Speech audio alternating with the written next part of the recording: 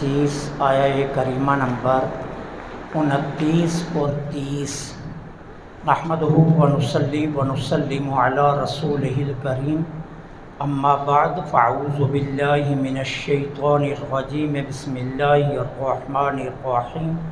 ھذا کتابنا ینطق علیکم بالحق انا کنا نستنسخ ما کنتم تعملون فَأَمَّا الَّذِينَ آمَنُوا وَعَمِلُوا الصَّالِحَاتِ فَيُدْخِلُهُمْ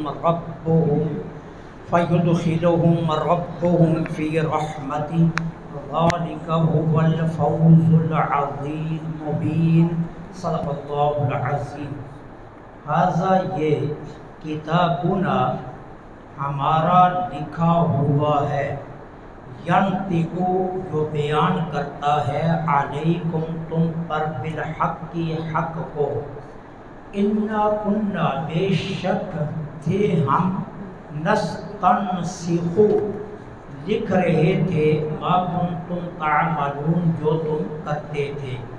فاما الذین آمنوا بے شک وہ لوگ جو ایمان لائے، وعملوا الصالحات اور اچھے اعمال کیے، فیدخلہم پس داخل کرے گا ان کو، ربہم ان کا رب، فی رحمتہ اپنی رحمت میں، ذالک ھو الفوز المبین یہی واضح کامیابی ہے۔ ھذا کتابنا یہ ہمارا لکھا ہوا ہے۔ یہاں لکھنے کی نسبت اللہ جل سبحانہ و تعالی نے اپنی ذات کی طرف فرمائی، حالانکہ صحیفہ اعمال ملائکہ لکھتے ہیں، اللہ جل سبحانہ و تعالی نہیں لکھتے، لیکن چونکہ اللہ جل سبحانہ و تعالی کے حکم سے ملائکہ لکھتے ہیں، اس لیے ملائکہ کے لکھنے کو اللہ تعالی عز و جل نے اپنی ذات کی طرف نسبت دے دی۔ اور دوسری وجہ یہ بھی ہے کہ ہمارا کوئی عمل اللہ جل سبحانہ و تعالی کی ذات سے مخفی نہیں ہے۔ تاریکی میں کر لیں، اندھیرے میں کر لیں، اجالے میں کر لیں، آپ 10 لحاف کے اندر لپٹ کر لیں،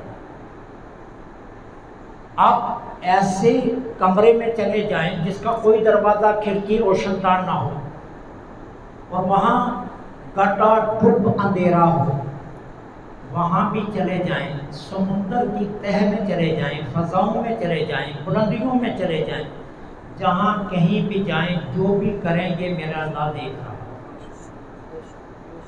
میں نے پہلے بھی آپ کی خدمت میں یہ بات عرض کی ہے، اس طرح کی عنوان کی آیات جب آتی ہیں کہ ابراہیم بن ادم رحمۃ اللہ علیہ کے پاس ایک شخص آیا تھا، اس نے کہا کہ مجھے مختصر ترین نسخہ دیجیے جس سے میں گناہوں سے بچ جاؤں۔ تو حضرت ابراہیم بن ادم رحمۃ اللہ علیہ نے صرف 2 باتیں کہی۔ فرمایا ایک بات یہ ہے اللہ کے سامنے گناہ نہ کرنا، اور اس کی بادشاہی میں گناہ نہ کرنا۔ دیکھو نا، سادی سی بات ہے، آپ اگر کسی کے گھر ملازم ہیں تو آپ گھر میں مالک کے مخالف تو نہیں چل سکتے، اگر مالک کے مخالف چلیں گے تو مالک آپ کو نکال دے گا۔ آپ کو گھر میں مالک کی مرضی سے چلنا ہو، جو مالک کہتا ہے وہی کرنا ہو، کیونکہ اس گھر میں ملکیت اس کی ہے۔ اب ابراہیم بن ادم رحمۃ اللہ علیہ نے اس کو 2 باتیں فرمائی، ایک اس کے سامنے گناہ نہ کرنا، اور ایک اس کی سلطنت میں نہ کرنا۔ بندہ گھر تو آ گیا، لیکن اب جب بھی گناہ کا ارادہ کرنے لگا سوچتا ہے کہاں کروں، میرا اللہ تو دیکھ رہا ہے، اب کہاں جا کر کروں، جہاں بھی جاؤں گا میرے اللہ کی سلطنت ہے۔ نتیجہ کیا نکلا، وہ گناہوں سے باز آ گیا۔ اب جب اللہ جل سبحانہ و تعالی سب کچھ دیکھ رہے ہیں تو پھر ملائکہ کا لکھنا ایسے ہی ہے جیسے اللہ جل سبحانہ و تعالی کا لکھنا، اس لیے نسبت اپنی ذات کی طرف فرما دی۔ ھذا کتابنا یہ ہمارا لکھا ہے، ینطق علیکم بالحق جو تمہارے سامنے حق بول رہا ہے۔ نامہ اعمال رکھا جائے گا نا سامنے، اور پیچھے آپ سورہ بنی اسرائیل میں پڑھا ہے، اللہ تعالیٰ کتاب ہاتھ میں پکڑائیں گے اور کیا فرمائیں گے؟ اقرا کتابک، ذرا پڑھیے نا صاحب اپنی کتاب، صاحب یہ کتاب اپنی پڑھیے، کفا بنفسک الیوم، آج کے دن کے لیے آپ کا نفس کیا کیا کرتا رہا۔ اب لکھا تو عربی میں ہوگا لیکن ہر بندے کو عربی آتی ہوگی، اب وہ اپنی کتاب پڑھے گا۔ یہاں کہا گیا حق کے ساتھ، کیا مطلب؟ کوئی کمی بیشی نہیں کی ہم نے کوئی رد و بدل نہیں کیا۔ حق وہ ہوتا ہے جس میں ایک رائی کے برابر بھی رد و بدل نہیں ہوتا۔ ہم نے جو کچھ لکھا حق کے ساتھ لکھا ہے، کوئی رد و بدل نہیں ہے، جو تو نے کیا وہی لکھا ہوا ہے، ہم نے اپنی طرف سے کچھ نہیں لکھا۔ اِنَّا كُنَّا نَسْتَحْسِبُ، ہم تو صرف لکھ رہے تھے مَا كُنتُمْ تَعْمَلُونَ، جو تم کر رہے تھے، جو تم نے کیا ہم نے وہی لکھا، ہم نے تو کوئی تبدیلی نہیں کی۔ حق لکھا نہیں تو اپنی کتاب خود پڑھ، مجھے پتہ چل جائے گا کہ یہ ساری باتیں وہ ہیں جو تو نے کی ہوئی ہیں، ہم نے اپنی جراب سے کچھ نہیں لکھا۔ اب اس کے بعد ارشاد کیا فرمایا؟ وہ لوگ جو ایمان لائے اور اچھے عمل کیے، اللہ انہیں اپنی رحمت میں داخل کرے گا، اور یہی واضح کامیابی ہے۔ قرآن کریم نے کامیابی کا جہاں بھی ذکر کیا وہاں انہی چیزوں کا ذکر کیا، تاکہ تمہارے ذہن میں جو کامیابی کے تصور ہیں نا وہ مٹ جائیں۔ سورہ مومنون کے آغاز میں فرمایا قد افلح المومنون، ایمان والے کامیاب ہو گئے۔ اب ان کی کامیابی کے سبب آگے بتائے، کیا؟ ایمان والے وہ ہیں جو اپنی نمازوں کی حفاظت کرتے ہیں، وہ کامیاب ہو گئے۔ اب یہاں فرمایا یہی واضح کامیابی ہے۔ ہمارے یہاں تصور اور ہوتا ہے، بزنس بہتر کامیاب ہے، لباس اچھا کامیاب ہے، دولت گھر میں ہے کامیاب ہے، جیب میں 2-3 ATM کارڈ ہیں کامیاب ہے، عالیشان بنگلہ ہے، نیچے گاڑی ہے کامیاب ہے۔ اللہ فرماتا ہے یہ کامیابی کے زینے نہیں ہیں۔ کامیابی کے زینے یہ ہوتے تو ابراہیم بن ادم بادشاہ کیوں چھوڑتے؟ دادا بادشاہ، باپ بادشاہ، پردادا بادشاہ، بلخ کے سارے بادشاہ تھے۔ ابراہیم بن ادم کے پردادا بھی بادشاہ ہیں، دادا بھی بادشاہ ہیں، باپ بھی بادشاہ۔ ابراہیم بن ادم خود بادشاہ تھے، تخت پر بیٹھے ہوئے تھے، لیکن تخت کو خیر آباد کہہ کر پھر جنگل میں گئے، دریاؤں کے کنارے بیٹھے، کہا نہیں نہیں وہ تو آج تک میں جھوٹی بادشاہی کر رہا تھا، سچی بادشاہی تو یہ ہے۔ جس کو آپ فقیری کہتے ہیں نا، یہ فقیری نہیں ہے، اصل بادشاہی یہ ہے۔ وہ کسی نے بڑا خوبصورت جملہ کہا ہے، دولت ہاتھ سے نکل جائے تو بندہ غریب ہو جاتا ہے، دولت کی محبت دل سے نکل جائے تو بندہ غریب بن جاتا ہے۔ دولت ہاتھ سے نکلے تو غریب ہوتا ہے، لیکن دولت کی محبت دل سے نکل جائے تو بندہ غریب بن جاتا ہے۔ جس کو تم کامیابی کہتے ہو یہ کامیابی نہیں ہے۔ انگریز جب اپنا بر صغیر سے سب کچھ سمیٹ کر گیا تو وہاں انگلستان میں جتنے انگریزوں نے جہاں حکومت کی تھی ان کو اکٹھا کیا، کہا ہندوستان میں کیا دے کر آئے ہو؟ کہنے لگے نام کے بادشاہ ہم تھے لیکن ہمیں اپنے معبودوں کی قسم وہاں سارے ہندوستان پر ایک قبر حکومت کر رہی ہے۔ پوچھا گیا وہ کیا؟ کہا وہ خواجہ معین الدین چشتی اجمیری کی قبر۔ بادشاہ یہ ہے جس کو ہم بادشاہ کہتے ہیں، یہ بادشاہ نہیں ہے۔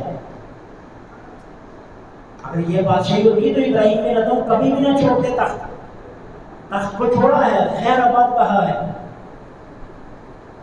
اور ایک کہانی نہیں ہے، ایسی سینکڑوں کہانیاں ہیں، اللہ والوں نے تختوں کو ٹھوکر ماری ہے۔ کیا اصل بادشاہی ہے؟ جو لوگ ایمان لائے، اچھے عمل کیے، اللہ ان کو اپنی رحمت میں داخل کرے گا. یہاں رحمت سے مراد کیا؟ جنت. اللہ انہیں اپنی جنت میں داخل کرے گا. ذالک هو الفوز المبین. کامیابی سمجھے نا، اصل کامیابی اللہ فرما رہا ہے یہ واضح کامیابی ہے.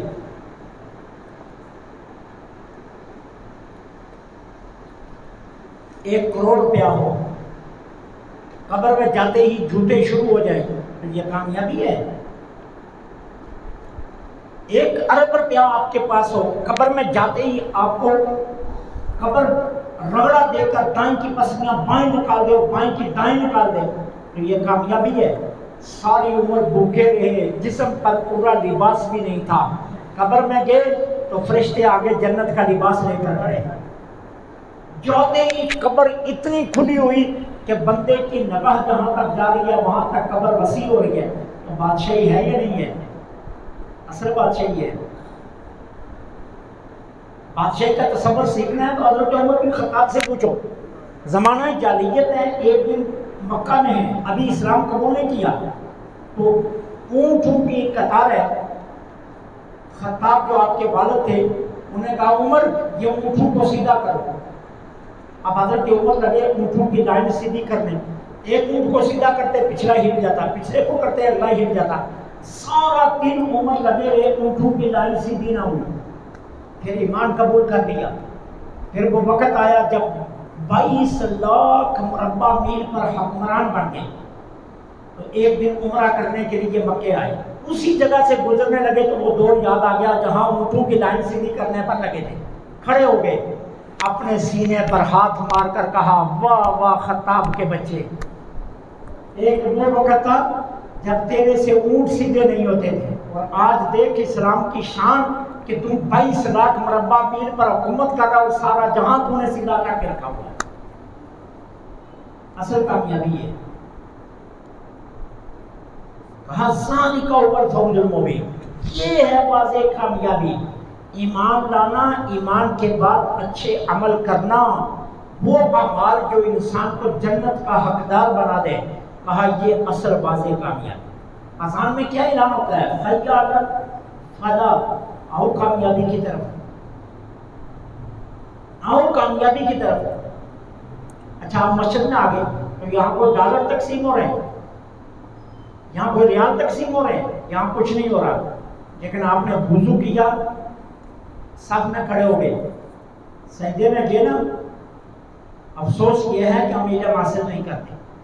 اب آپ کو پتا ہے جب آپ نے سر سجدے میں رکھا ہوتا ہے تو کہاں رکھا ہوتا ہے؟ حدیث میں پاک میں آتا ہے جب انسان سجدے میں جاتا ہے نا تو اس کا سر اللہ تعالیٰ کے قدمین قدرت کے درمیان ہوتا ہے. یوں سمجھ لے کہ اس نے اللہ کے قدمین پاک پر سجدہ کیا ہوا ہے. پھر اس کی شان کتنی بلند ہے. میرے آقا فرماتے ہیں سجدے میں اللہ تعالیٰ انسان کو اتنا بلند کرتا ہے، اتنا بلند کرتا ہے کہ عرش کے فرشتے بھی اس کی قسمت پر رشک کر رہے ہوتے ہیں. وہ جو سپیکر میں کہا تھا نا کامیابی، سر سجدے میں گیا تو اللہ فرشتوں کو کہتا ہے دیکھو میرا بندہ کامیاب ہو گیا. اے کامیابی. تو اس لیے قرآن نے کہا ذالک هو الفوز المبین. یہ ہے واضح کامیابی کہ اگر انسان اپنی آخرت سنوار لے. اللہ سے دعا ہے اللہ حق کہنے کی توفیق عطا فرمائے.